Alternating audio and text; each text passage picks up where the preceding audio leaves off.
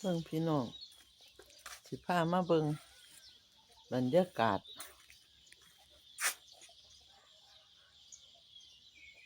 เบิ่งดูพี่น้องเป็นหมอก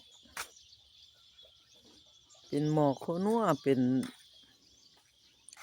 อย่างฝนบ่คือแม่นพายุสิมาคือแม่นแล้งเนาะค่ะเบิ่งเอาดูพี่น้องเบิ่งเอาพุ่นน่ะเลี้ยวบ่เห็นภูเขาเลยค่ะเบิ่งดู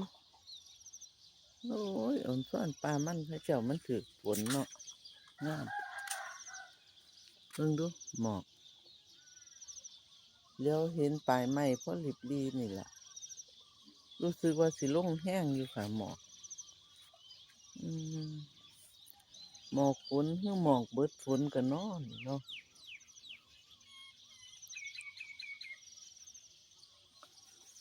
มันยามนี้มันก็สิเป็นพายุล่ะเนาะพี่น้องพายุเข้าแล้วเนาะมันเป็นหน้าพายุล่ะค่ะหน้านี่เอาตามนี่ล่ะพี่น้องมาเบิ่งบรรยากาศแต่เช้าซื่อๆดอกจ้าพามาเบิ่งบรรยากาศแต่เช้าๆเนาะค่ะเนาะก็จะประมาณนี้ล่ะค่ะ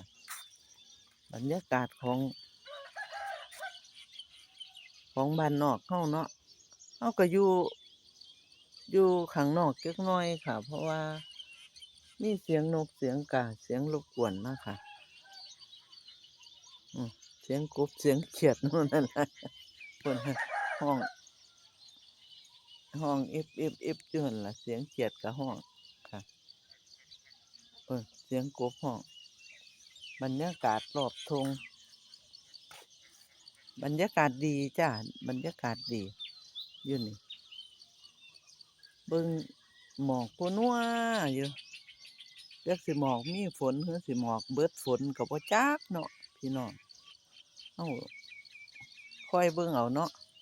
แต่ว่าคันมันเอี้ยนจักหน่อยก็สิดีอยู่เพราะคนได้หว่านข้าวเนาะพอได้หว่านข้าวมาบักอย่างหนักเลยบ่ทันได้ไถฮอดนาบ่ทันได้ปั่นฮอดคันแท้จ้ะทั้งฝนมาแล้วน้น้ำเต็มให้นาแล้วยังบ่ทันได้ไปเบิ่งอยู่จักสิเฮ็ดจั่งใดเฒ่าสองเฒ่าปีนี้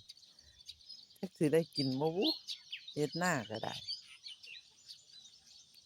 คอยเบิ่งเนาะคอยเบิ่งไปว่าเถียงนาก็โจมลงมาไว้ใต้แล้วล่ะค่ะเอาตามนี้